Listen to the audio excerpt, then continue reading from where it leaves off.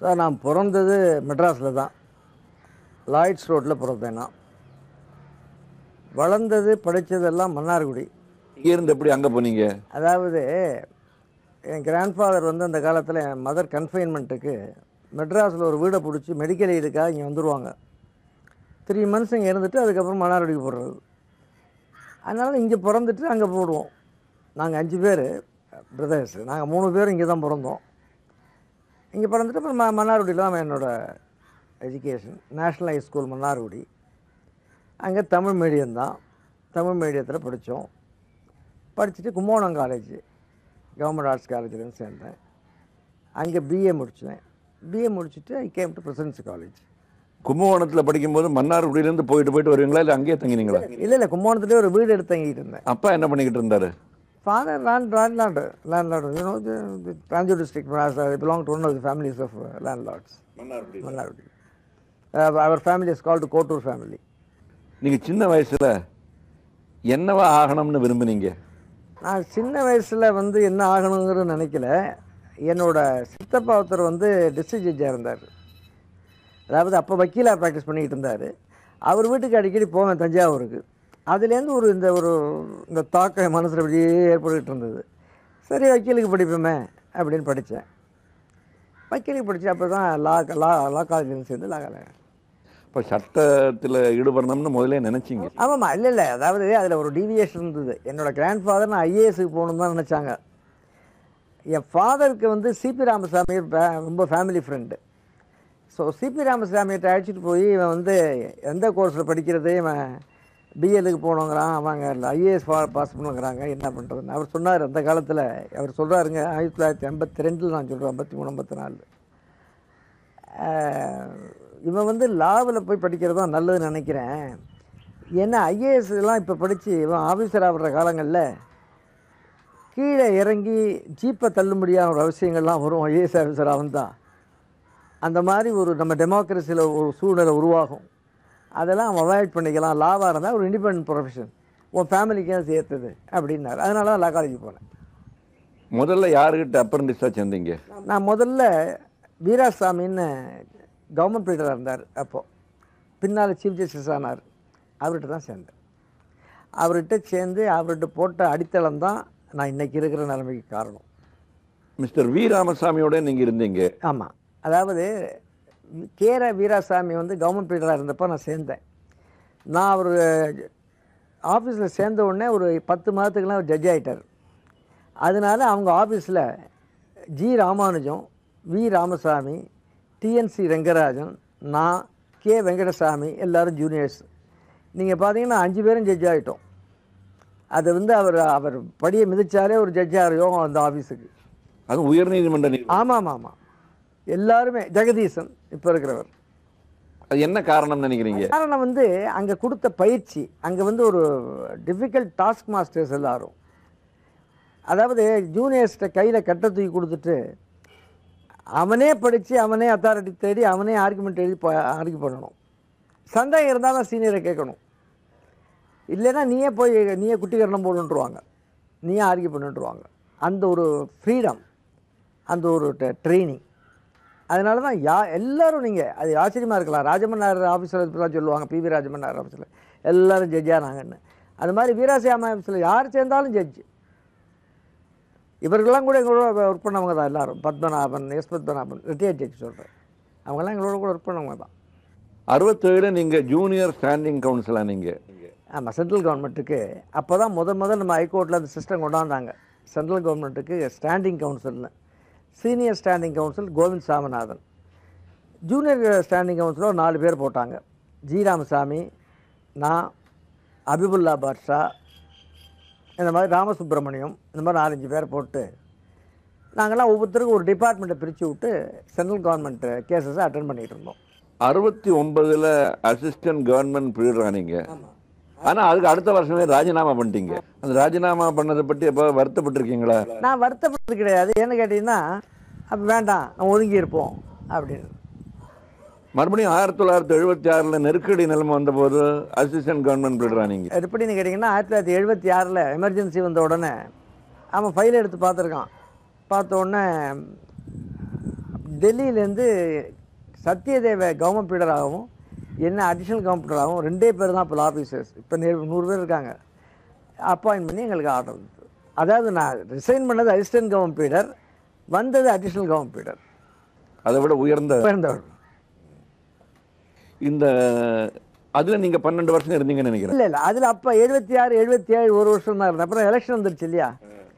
Election வந்த உடனே எம்ஜிஆர் கவர்மெண்ட்டில் எல்லாருமே ரிசைன் பண்ண சொன்னாங்க. அதாவது ஒரு பழக்கம் என்னன்னா, ஒரு கவர்மெண்ட் மாறிச்சுன்னா பப்ளிக் ப்ராசிக்யூட்டரும் அட்வொகேட் ஜெனரல் தான் ரிசைன் பண்ணுற பழக்கம். அவங்க அப்புறம் இந்த கட்சிகள்லாம் வர ஆரம்பித்த உடனே இருக்கிற ஆஃபீஸர்ஸ் எல்லாரையுமே ரிசைன் பண்ண சொல்ல ஆரம்பித்தாங்க. ஒரு புது மாதிரியான ஒரு வேலை அது. அப்படி பண்ண வரைச்சா நானும் ரிசைன் பண்ணேன். ரிசைன் பண்ணிவிட்டு I was attending my personal work for 2 years. 79 திருப்பி எம்ஜிஆர் என்னை கூப்பிட்டு அடிஷ்னல் கவர்மெண்டர் அப்பாயின்ட் பண்ணார். அதாவது விபி ராமன் அப்போ அட்வொகேட் ஜெனரலாக இருந்தார். அவரை கூப்பிட்டு ஒத்துக்கிறாரா பக்தவசலம் கேளுங்க அப்படின்னு சொன்னார்.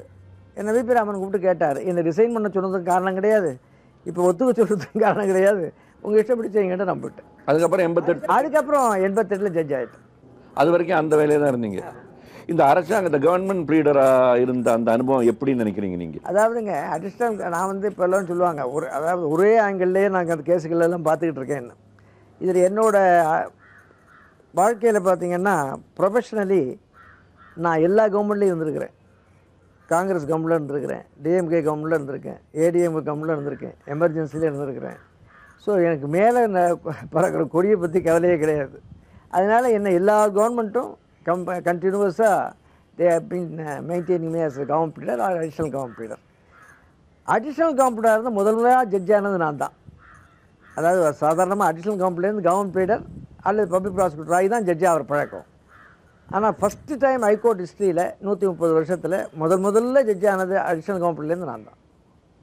அதில் அனுபவங்கள் என்னன்னு கேட்டிங்கன்னா, கவர்மெண்ட்டில் இருக்கச்சே வந்து அப்போல்லாம் ஒரு சுதந்திரம் இருந்தது அரசாங்க வக்கீல்களுக்கு. இந்த கேஸ் போடலாம், இந்த கேஸ் போடக்கூடாது அப்படின்னு சொல்கிறதுக்கு அந்த அந்த அந்த காலகட்டங்களில் நான் இருந்த வரையில் அப்படி தான் இருந்தது. நான் சொல்கிற ஒரு சின்ன உதாரணம் சொல்கிறேன்.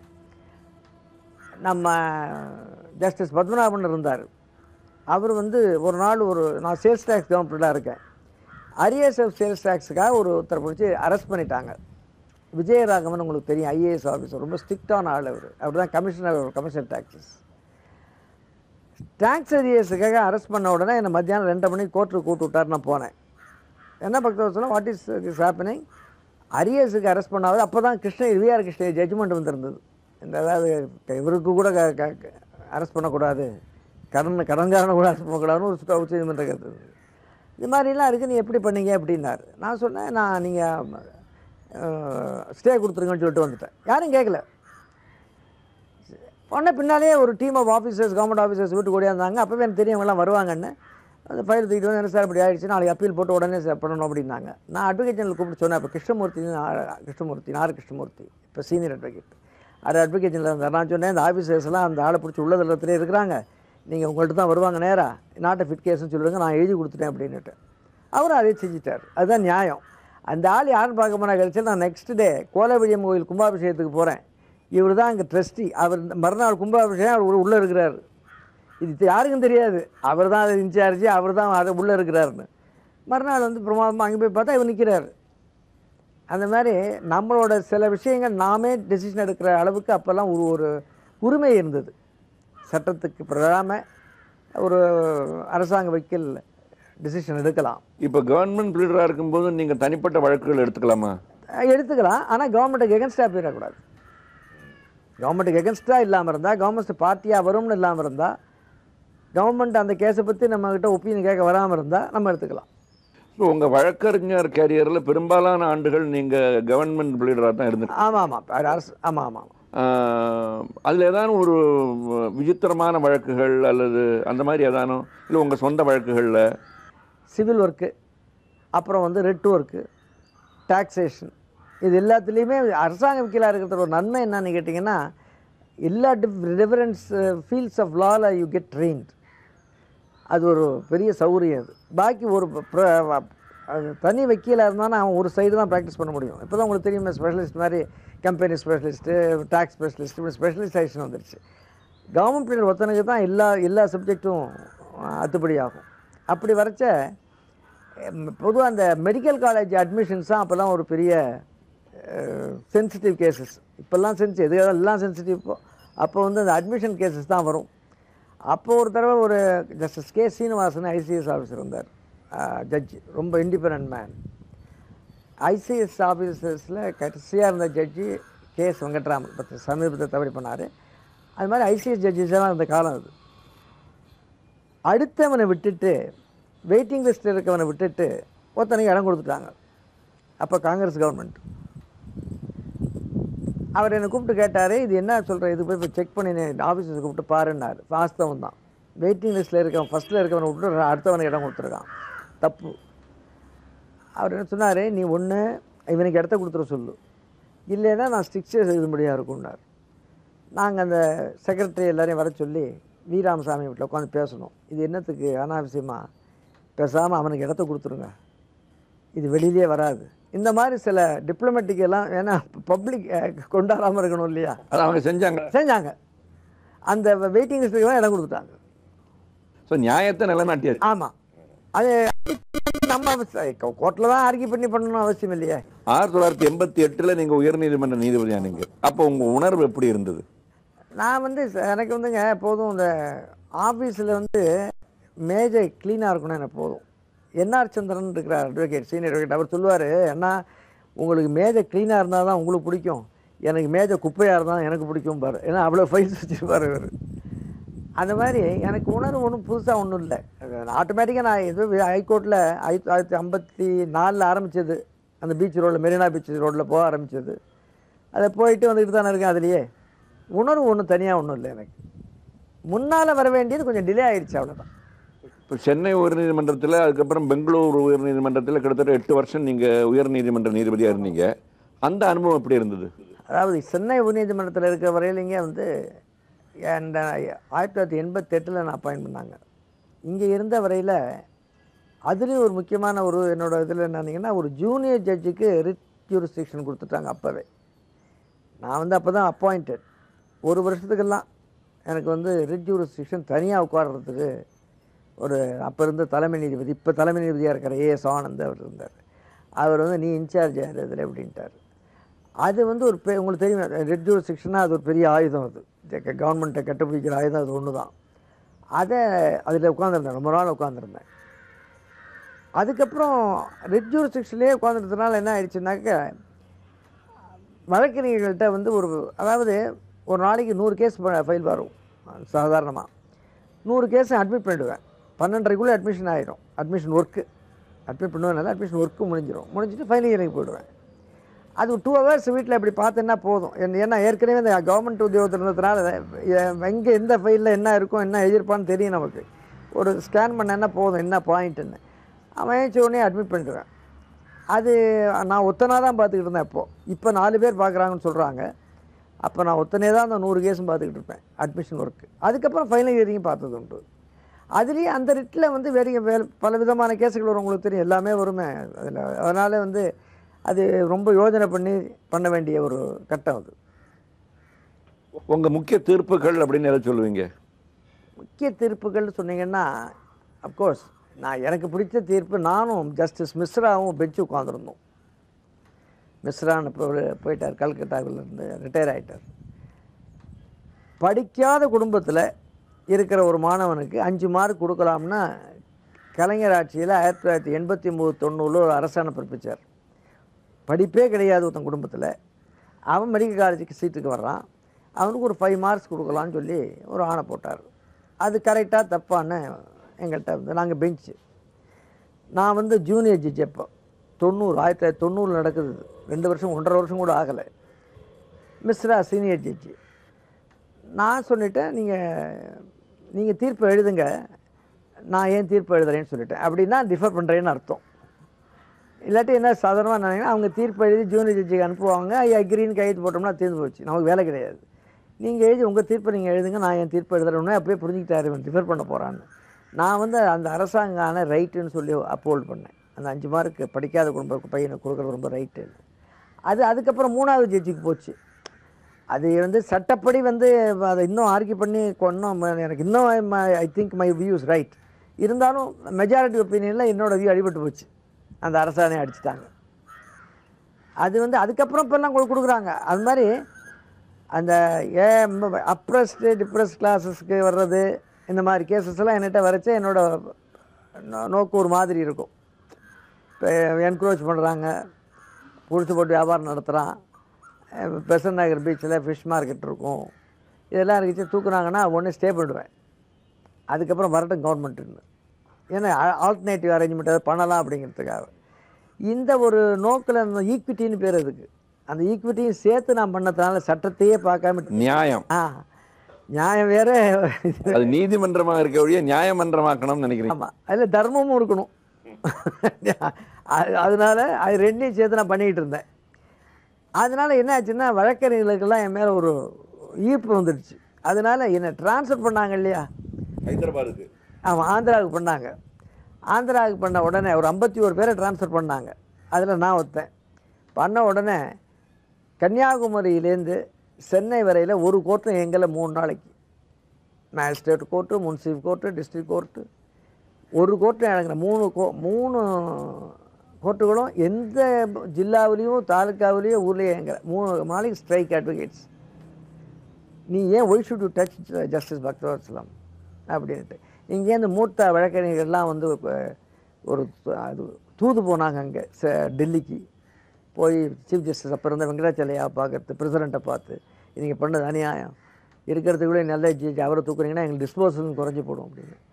அப்போ ஆனந்த் வந்து இங்கேருந்து அங்கே போய் சுப்ரீம் கோர்ட்டில் இருந்தார். அவரும் எனக்காக அங்கே ரொம்ப வாதாடினார். நீங்கள் அவரை மாற்றக்கூடாது, ஏன்னா நாங்கள் இருந்திருக்கிறேன், அவர் டிஸ்போசல்ஸ் எனக்கு தெரியும், டிஸ்போசல்ஸ் குறைஞ்சி போடும், வந்து கோர்ட்டோட இந்த மாதிரி சில ஈக்விட்டி இதெல்லாம் பேலன்ஸ் பண்ணுற ஜட்ஜி இங்கே குறைஞ்சி போடும், அது பண்ணாதீங்கன்னாரு. அது கேட்கல அவங்க. அப்புறம் என்ன பண்ணாங்க, சீஃப் ஜஸ்டிஸ் ஆனந்த் மூலமாகவே என்னை கேட்டாங்க, நீ பெங்களூர் போறியா அப்படின்னு. அந்த என்னை ஃபோனில் கூப்பிட்டு கேட்டார். நான் சொன்னேன் பெங்களூர் போய்ட்டு வரேன்னு. அப்புறம் then only it was change to Bangalore.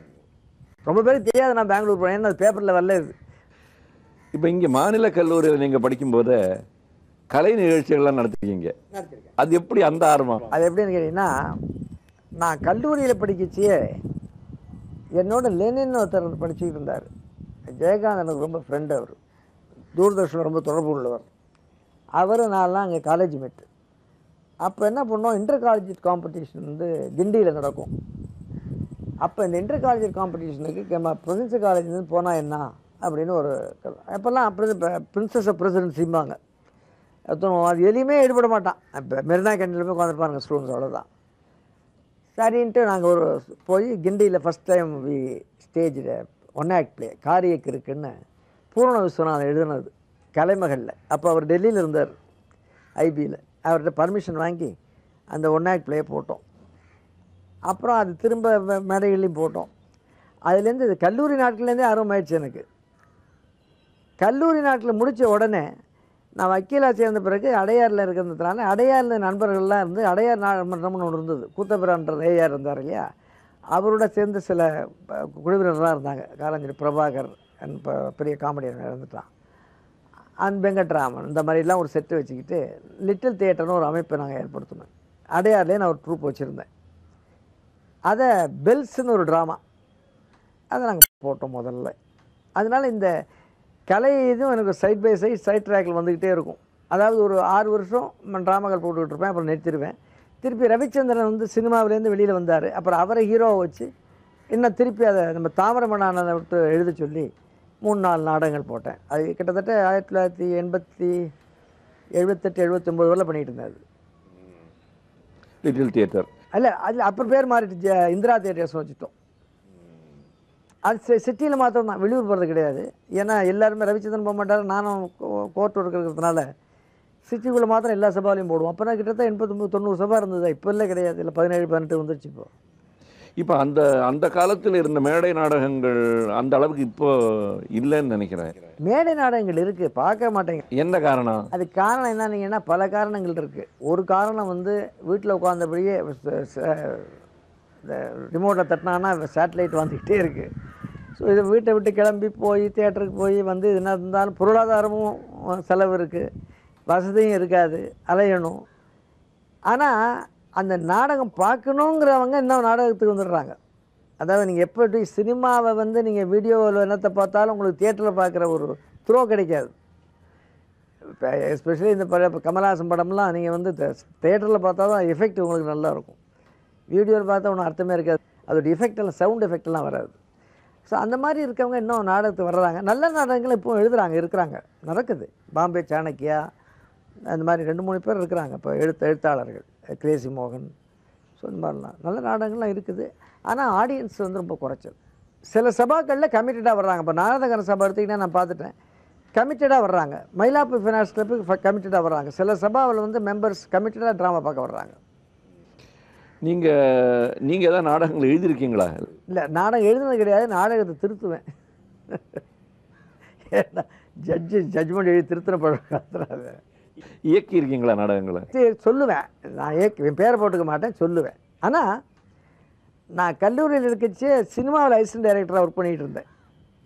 அது ஒரு யாருக்குமே ரொம்ப தெரியாது. இப்போ யார் டைரக்டர்? டிஆர் ரகுநாதன் இருந்தார், பெரிய டைரக்டர் அவர். அதாவது ராஜா சார் இது அவர் எம்ஜிஆரோட ஃபஸ்ட்டு அவரோட டைரக்டர், அவரோட பிரதர் இவர் டிஆர் ரகுநாதன். அப்போல்லாம் ஆஃப் டே தான் லா காலேஜ். அதனால் ஒரு ஆஃப் டே டைரக்ஷனை கற்றுக்கிட்டா என்ன அப்படின்ட்டு இந்த நெப்டியூன் ஸ்டுடியோன்னு இருந்த எதிர்த்தாப்பில் இருக்குது சத்யா ஸ்டுடியோவுக்கு.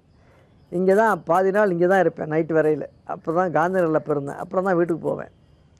ஸோ அவர் கூட இருந்து அந்த டைரக்ஷன் கலைகள், அந்த நுணுக்கங்கள், எடிட்டிங்கு, ரெக்கார்டிங்கு, ரீரெக்கார்டிங்கு அப்போ இருந்த மாதிரி. இப்போ சயின்டிஃபிக்கலி இம்ப்ரூவ் லாட். அப்போ இருந்த மாதிரிலாம் நல்லா கற்றுக்கிட்டேன் நான். அதாவது எம்ஜிஆர் மதுரை வீரன் ஆக்ட் பண்ணிட்டு இருந்தார். அப்போ அந்த டயத்தில் நான் சேர்ந்தேன். அந்த இதில் வராது, டைட்டில் என் பேர் வராது. அவரோட ரகுநாத்தோட 4-5 படம் கூட ஒர்க் பண்ணியிருக்கேன். யார் பையன், கன்னியின் சபதம். நடிச்சிருக்கீங்களா? ஒரே ஒரு சீனில் நடிச்சிருக்கிறேன். அதாவது மஞ்சள் குங்குமம்னு ரவிச்சந்திரன் ஷீலாவும் எடுத்தாங்க ஒரு படம். அதில் ஒரு நாள் நான் கோர்ட்டுக்கு புறப்பட்டு இருந்தேன் வீட்டிலேருந்து. இந்த மாதிரி வேன் வந்தது, ரெக்கார்டிங் வந்தது, கேமரா வந்தது. என்னப்பா அது ரவின்னு கேட்டேன். டைரக்டர் பட்டு இப்போ இருக்கிறார், நம்ம கிருஷ்ண மஞ்சுவோட நெவ்யூ அவர். ஆனால் ஒன்றும் இல்லை, நீங்கள் இந்த உங்கள் டேபிள்லேயே நீங்கள் உட்காருங்க, மேஜை மேலே எழுதி வச்சுட்றோம், இதை நீங்கள் இப்போ சொல்லிவிட்டு நீங்கள் பாட்டு போயிட்டே இருங்க அப்படின்னு வச்சாங்க. கேமராவை என்னமோ எடுத்தாங்க. நான் இருந்த டைலாக் சொன்னேன், போயாச்சு. பார்த்தா அது ஒரு சீன். அதாவது ரவிச்சந்திரன் வக்கீலுக்கு பாஸ் பண்ணிவிட்டு இன்னிட்ட வந்து ஜூனியராக சேரலாம். அதான் சீன். அது ஒரு சீன் வரும். அதனால் அதுலேயும் ஒரு சீன் இருக்குது. வானொலி நாடகங்களை நடிச்சிருக்கீங்க? நிச்சயம். 59லேயே நான் ஏஆர் ஆர்டிஸ்ட். 59லேருந்து கிட்டத்தட்ட 79 வரல நான் ஏஆர் ஆர்டிஸ்ட். அங்கே ஹைகோர்ட்டில் ஜாஸ்தி ஒர்க் ஆன உடனே எனக்கு ரெக்கார்டிங் டயத்துக்கு வர முடியறதில்ல. ரிஹர்சல் 2 நாள் இங்கே வேஸ்ட் ஆகும், உங்களுக்கு தெரியும். ஏஆரில் வர முடியறதில்ல. அப்போ கூடிய வேலை ப்ரொடியூசர் அட்ஜஸ்ட் பண்ணிவிட்டு லாஸ்ட் மினிட்ல வந்து சொல்லிட்டு போடுவேன். 79க்கு அப்புறம் போக முடியறது. 2-3 தடவை ரிஜெக்ட் பண்ணிட்டேன் கான்ட்ராக்டை. இப்போ இன்னும் பார்த்தீங்கன்னா இருக்கும் 1959 ஆடிஷன் ஆர்டிஸ்ட் இருக்கும். வானொலி நாடகங்களை பற்றி என்ன நினைக்கிறீங்க? வானொலி நாடகங்கள் நல்ல அப்பயே பிடிச்சி இன்னமும் தரம் நல்லா தாங்க இருக்குது. நான் இப்பவும் கேட்குறதும் நாடகங்கள் நல்ல நாடகங்கள், நல்ல நாடகம் தான். அது ஒரு நல்ல நாடகங்கள் தான். தயாரிப்பாளர் இப்போல்லாம் இப்போ சுகி இருந்தார், இவங்கெல்லாம் வந்துட்டு இருந்தாங்க. டைம் அது ரொம்ப நல்ல நாடக தயாரிப்பாளர்கள் இவங்கெல்லாம். ரேடியோ வந்து நீங்கள் சங்கீதத்துக்கும் நாடகத்துக்கும் இன்னும் அது வந்து பெரிய ஒரு கௌரவம் இருக்குது. நாட்டியத்துறையில் உங்கள் ஈடுபாடு? அதாவது நாட்டியத்துறைங்க நான் அந்த காலத்துலேருந்தே இந்த நாட்டியங்களில் வந்து நான் பாலசரஸ்வதி காலத்துலேருந்து பார்த்துருக்குறேன். அப்புறம் வடூர் ராமையா பிள்ளை, குமாரி கமலா இதெல்லாம் பார்த்துருக்குறேன். அதனால் என்ன ஆச்சுன்னா, இந்த சங்கீதம், நடனம், நாடகம் எல்லாம் ஒன்று தானே. சங்கீதமும் நடனமும் சேர்ந்தது தான் நாடகமும் கூட சொல்லுவாங்க. அதனால் வரைச்சி இந்த நாட்டியத்துறையில் எனக்கு ஈடுபாடு நிறைய உண்டு. அது விஷயங்கள், தீர்மானங்கள்லாம் நிறைய பண்ணுவேன். அதில் வச்சு என்ன பண்ணேன், ஒரு தடவை திருமூலர் திருமந்திரம்னு ஒரு உங்களுக்கு தெரியும் அப்ட்ராக்ட் சப்ஜெக்ட், அதை வந்து இந்த பெரிய கோரியோகிராஃபர் கிருஷ்ணகுமார் நரேந்திரன் வந்து டான்ஸ் ஃபார்மாக பண்ணியிருந்தாங்க. அந்த மாதிரி ஒரு அப்ட்ராக்ட் சப்ஜெக்ட் இருக்கச்சு நான் ஒரு நாள் அப்போ ஜனாதிபதியாக இருந்தார் வெங்கட்ராமன், அவரை மீட் பண்ணி பேசிக்கிட்டு இருந்தேன். அவர் சொன்னார், டிவோஷனல் சாங்ஸை நீ ஏன் வந்து மேடை ஏற்றக்கூடாது, தமிழில் இருக்க டிவோஷனல் சாங்ஸு நாட்டியமா அது மக்கள் என்ன ரீச் ஆகும். இப்போ தேவான திருவாசகம் வந்து பூஜை பண்ணச்சு தட்டுறான் கோயிலில், அப்புறம் யார் கேட்குறா அதை, அது ஒரே மாதிரி பாடிட்டு இருக்காங்க அப்படின்னாரு. அப்போ என்ன பண்ணேன்னா, அந்த தெய்வமணி மாலைன்னு சீகாழி கோந்தராஜன் பாடத்தை நான் இப்போவும் நிறைய கேசட் கேட்டுக்கிட்டே இருப்பேன். இப்போ தான் நிறுத்தியிருக்கேன் கேசட், வீட்டில் ஒழிச்சிக்கிட்டே இருக்க மூளைக்கு மூலம் ஒரு டேப் ரெக்கார்டர். அந்த தெய்வமணி மாலைன்னு வள்ளலார் அதை வள்ளலாரோட எடுத்து அருளாடல்னு ஒரு 1.5 மணி நேரத்துக்கு நான் பாட்டுகளை குறித்து கொடுத்தேன். குன்னக்குடி விநாதன் நான் கூப்பிட்டு எப்போ அதுக்கு இசை அமைத்து கொடுயான்னு முதல் மேடைக்கு இடையே அமைச்சு கொடுத்தாரு அவர் குன்னக்குடி விநாதன், ஒரு இது சொல்லாமல். அது நல்லா நடந்தது. அதை வந்து அதில் மெயின் ஆர்டிஸ்ட் அவங்க பார்வதி ரவி கண்டசாலாவோட டாட்டர்லாம். குரு வந்து அந்த கிஷுகுமார் நிரந்தரன். ஏன்னா அவங்க சொன்னது பெஸ்ட்டு கோரியோகிராஃபர்ஸ். அது இந்த மாதிரி அப்ட்ராக்ட் இப்போ பாடல்களும் தெரியுமே. அப்புறம் அடுத்தது அபிராமி எந்தாதி, நான் எப்போதும் கேட்டுக்கிட்டு இருப்பேன். உச்சி திலகம்னு அபிராமி எந்தாதி அபிராமி பதிகத்தையும் சேர்த்து உச்சி திலகம்னு ஒன்று பண்ணோம். அதுவும் நல்ல அது எல் வைத்தியநாதன் மியூசிக் போட்டார். இப்போ உங்களுக்கு 65 வயசு ஆகுது கிட்டத்தட்ட. இனிமேல் என்ன பண்ண நினைக்கிறீங்க? நான் வந்து இப்போ சட்டத்துறையில் இருந்தாலும் கலைத்துறையில் ஈடுபட்டு தான் இருக்கேன். ஏன்னா எனக்கு வந்து சாயந்தர நேரத்தில் பார்த்தீங்கன்னா என்ன எங்கேயாவது சபாவில் தான் பார்க்கலாம். ஒன்று சங்கீதத்தை பார்க்கலாம், நாடகத்தை பார்க்கலாம், நடனத்தில் பார்க்கலாம். அதுக்கு உள்ள ஒரு ரகசியத்தை மாத்திரம் உங்களுக்கு நீங்கள் சொல்கிறேன். அதாவது பொழுதுனே 5 மணி நேரம் நீங்கள் உட்காந்து கேஸுகளை கேட்டுட்டு ஒருத்தன் வந்து திரும்பி வீட்டுக்குள்ளே உட்காந்தான்னா அவனுக்கு மிச்சம் இருக்கிறது டென்ஷனும் பிளட் ப்ரெஷரும் தான். அது ரிலீஃபுக்காக போகணும். அந்த ரிலீஃபுக்கு நீங்கள் இந்த 2 மணி நேரம் if you go and sit you completely you take off yourself, forget it, next day your fresh. அது வந்து என்னோடய சொந்த அனுபவம். ஸோ உங்கள் கலைத்துறையில் இன்னும் நீங்கள் நிறைய சாதனை பண்ணணும் அப்படின்னு ஆண்டவனை வேண்டிக்கிட்டு இந்த வாய்ப்பு அளித்ததற்கு உங்களுக்கு நன்றி சொல்லி விடுவேன்.